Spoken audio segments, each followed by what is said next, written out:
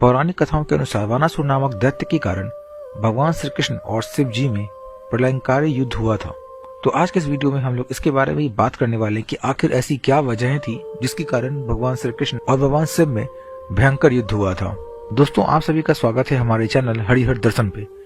ऐसी पौराणिक कथाओं को जानने के लिए हमारे चैनल को सब्सक्राइब जरूर कर लीजिए। श्री कृष्ण से प्रद्युम्न और प्रद्युम्न से अनिरुद्ध का जन्म हुआ। प्रद्युम्न के पुत्र और कृष्ण के पौत्र अनिरुद्ध की पत्नी के रूप में उषा की ख्याति है। अनिरुद्ध की पत्नी उषा शोणितपुर की राजा बानासुर की कन्या थी। अनिरुद्ध और उषा आपस में प्रेम करते थे। उषा ने एक दिन अपनी सहेली चित्रलेखा के माध्यम से अनिरुद्ध का हरण करवा लिया था, क्योंकि चित्रलेखा मायावी थी। चित्रलेखा अनिरुद्ध को हरण करके जिस स्थान पर लेकर आई थी वह ओखी मठ नामक स्थान के पास था, जो अभी के केदारनाथ के पास है। कहते हैं कि यहाँ दोनों ने गंधर्व विवाह कर लिया था। वहाँ अभी भी उषा और अनिरुद्ध के नाम से एक मंदिर है। बानासुर को जब पता चला तो उसने अनिरुद्ध को बंधक बनाकर जेल में डाल दिया। बानासुर को शिव का वरदान प्राप्त था। भगवान शिव ने उसे उसकी रक्षा करने का वचन भी दिया था। जब भगवान श्री कृष्ण को इस बात का पता चला तो वे अपनी सेना लेकर बानासुर के राज्य में प्रवेश कर गए। उनके साथ बलराम, प्रद्युम्न, सात्यकी, गदा, सांब, सर्ण, उपनंदा, भद्रा आदि भी भगवान श्री कृष्ण के साथ वर्तमान तेजपुर, जो कि असम के पास है, शोणितपुर पहुंचे। बानासुर को जब इस बात का पता चला तो उसने अपने रक्षा के लिए भगवान शिव का आवाहन किया और उन्हें अपनी रक्षा करने का निवेदन किया। ऐसे में भगवान शिव भी रुद्राक्ष, वीरभद्र, कुंभवर्ण, कुंभभद्रा, नंदी, गणेश और कार्तिकेय के साथ बानासुर की रक्षा करने के लिए पहुंच गए। बानासुर और शिव की सेना ने मिलकर भगवान श्री कृष्ण के सेना से भयानक युद्ध लड़ा। दोनों सेनाओं के बीच भयंकर युद्ध हुआ। श्री कृष्ण ने बानासुर के असंख्य सैनिकों को मार गिराया तो शिव जी ने भी कृष्ण की सेना का भारी नुकसान किया। बाद में शिव जी ने कृष्ण जी पर कई अस्त्र शस्त्र भी चलाए, लेकिन उनसे उनका कुछ नहीं बिगड़ा और श्री कृष्ण ने भी शिव जी पर कई अस्त्र और शस्त्र चलाए, लेकिन ये सब निष्फल हो गए। तब अंत में शिव जी ने भगवान कृष्ण पर पाशुपतास्त्र छोड़ दिया। इसके जवाब में श्री कृष्ण ने भी नारायणास्त्र छोड़ दिया। दोनों के अस्त्रों से भयंकर अग्नि उत्पन्न हुई, लेकिन दोनों को कोई नुकसान नहीं हुआ।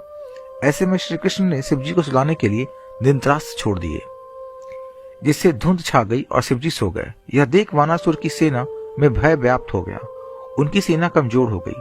प्रद्युम्न और कार्तिकेय का भयानक युद्ध हुआ, जिसमें कार्तिकेय घायल हो गए। दूसरी तरफ बलराम जी ने कुंभनंदा और कुंभकर्ण को घायल कर दिया। यह देख बानासुर अपने प्राण बचाकर भागने लगा। श्री कृष्ण उनके पीछे दौड़े और उसे पकड़ लिया और उन्होंने उसकी भुजाएं काटनी शुरू कर दी। युद्ध भूमि में यह दृश्य देखकर सभी में हाहाकार मचने लगा।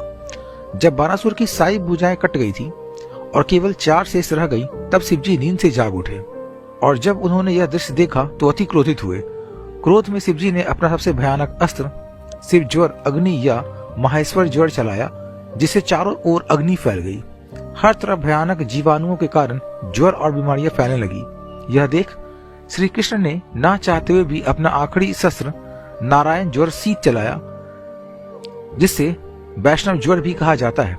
कहते हैं कि भगवान श्री कृष्ण के अस्त्र से ज्वर का तो नाश हो गया, किंतु अग्नि और शीत का जब बराबर मात्रा में विलय होता है तो संपूर्ण सृष्टि के प्राकृतिक वातावरण का नाश हो जाता है। इस कारण सभी ओर हाहाकार मचने लगा। यह भयंकर दृश्य देखकर नारद मुनि सहित सभी देवी देवता, यक्ष, गंधर्व आदि ब्रह्मा जी के पास इस युद्ध को रोकने का निवेदन करते हैं, लेकिन ब्रह्मा जी इस युद्ध को रोकने में अपनी असमर्थता व्यक्त कर देते हैं। तब वे सभी मिलकर पराशक्ति देवी भगवती माँ दुर्गा की आराधना करते हैं। माँ दुर्गा प्रकट होकर दोनों पक्षों को शांत करती है। उस समय श्री कृष्ण कहते हैं, मैं तो बस अपने पौत्र अनिरुद्ध को स्वतंत्र करवाना चाहता हूँ, और शिव जी कहते हैं कि मैं अपने भक्त की रक्षा करने के लिए वचनबद्ध हूँ। श्री कृष्ण कहते हैं कि मैं बानासुर का वध नहीं करना चाहता, क्योंकि मैंने बानासुर के पूर्वज प्रहलाद को वरदान दिया था कि दैत्य वंश में उसके परिवार का कोई भी सदस्य मेरे अर्थात विष्णु के अवतार के हाथों नहीं मारा जाएगा। माँ भगवती की कृपा से श्री कृष्ण से ऐसे वचन सुनकर बानासुर को बहुत आत्मग्लानि होती है और वह क्षमा मांगकर कहता है कि मेरे ही कारण यह युद्ध हुआ, इसके लिए मैं बहुत दुखी हूँ। बाद में बानासुर उषा अनिरुद्ध का विवाह कर देता है। वैष्णव ग्रंथों में श्री कृष्ण तो शिव ग्रंथों में शिव जी की महिमा का वर्णन मिलता है।